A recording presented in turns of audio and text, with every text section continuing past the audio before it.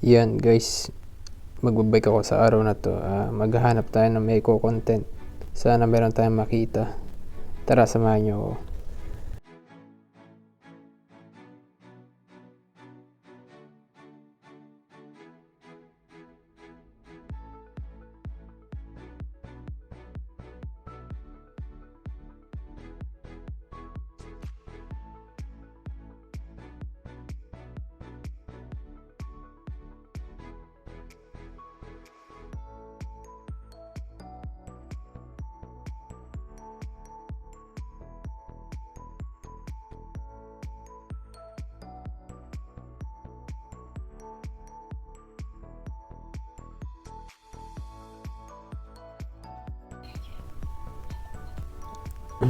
Bumaba nga pala ako para kuhaan yung views na unang nakita ko dito sa aking pagbabike.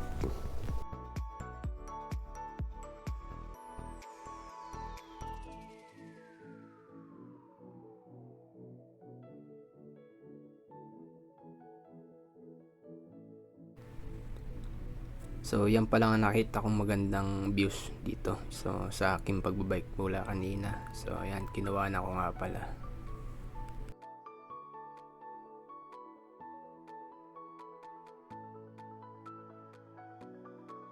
Nagpatuloy po uli ako ng aking pagbabike. So yan, tatoy po ako dyan sa part na yan. Mahaba po kasi itong bicycle lane na to. So ayan, may nakita na po akong park. Yan, ang ganda ng views niya, kaya kinuha na natin. At ayan, patuloy pa rin po ako nagbabike. So dito may nakita akong ibon. So kinuha na ko siya, kaso madalian, short lang, kaya ganyan po ang kuha, pasensya na po. So nilapitan ko po siya.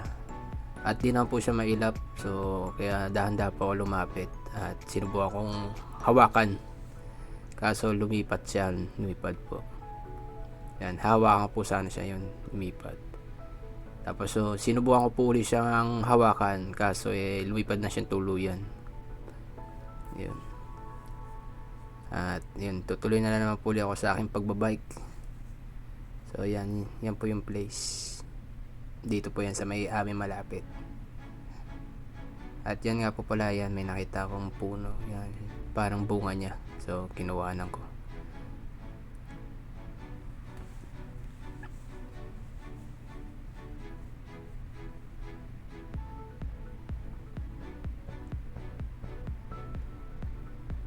At dito nga pala sa Korea, yung mga puno tinatanim na siyang malalaki. So yan, katatanim lang po yung mga punong yan. So ganyan na po magtanim dito, puno na siya, nililipat lang. At may nakita pa akong ibon o kalapate.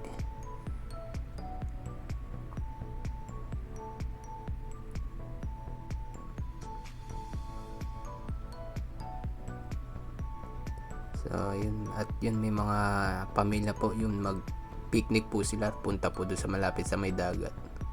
So marami dito mga nagpapahinga. At ito na, sa may bridge po ako. Yan. Yan po yung place na nakita ko na maganda. Dagat po ito. Hanggang doon po yan. Punta po kami sa dati naming company.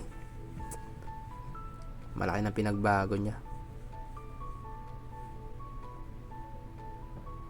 At dito sa part na to, bababa pa kami dyan sa may ilalim. At meron kami nakitang mga nagpipishing. So ayan, nasa ilalim po sila. Ayun.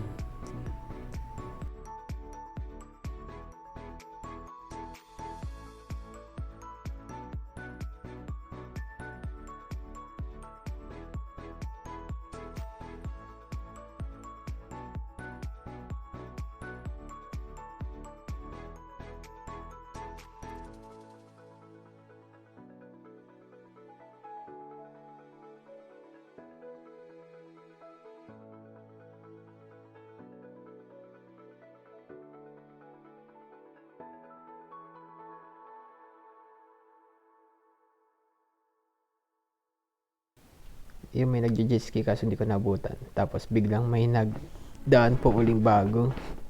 So yan po yung nakasakay, naka-jet ski po siya.